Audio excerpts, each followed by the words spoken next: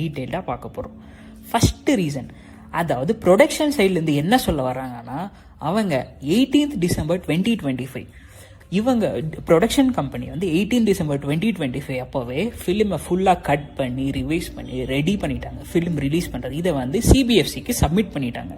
22nd December 2025 CBFC சைட்லேருந்து production ஹவுஸுக்கு ஒரு mail வந்திருக்குங்க. அந்த மெயிலில் ஃபிலிமுக்கு யூஎஸ் சர்டிஃபிகேஷன் 16+ சர்டிஃபிகேஷன் கொடுக்க ரெடியாக இருக்காங்க, சப்ஜெக்ட் டு ஃபியூ சேஞ்சஸ்ன்னு சொல்கிறாங்க.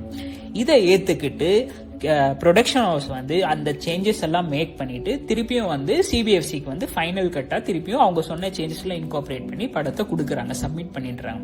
இந்த படத்தை சப்மிட் பண்ணதுக்கு ப்ரொடியூசருக்கு எந்த ஃபார்மல் சர்டிஃபிகேட்டும் இஷ்யூ பண்ணலங்க சிபிஎஃப்சி இஷ்யூ பண்ணதுனால அப்புறமா கொஞ்ச நாளுக்கு அப்புறமா சடனா, அதாவது 5th January releasing date 9th இருக்கும்போது 5th January என்ன சொல்றாங்கன்னா, சிபிஎஃப்சில திரும்ப ஒரு மெசேஜ் சொல்றாங்க. என்னன்னு, ஒரு கம்ப்ளைண்ட் பேஸ்ட் ஆன் ஒரு கம்ப்ளைண்ட்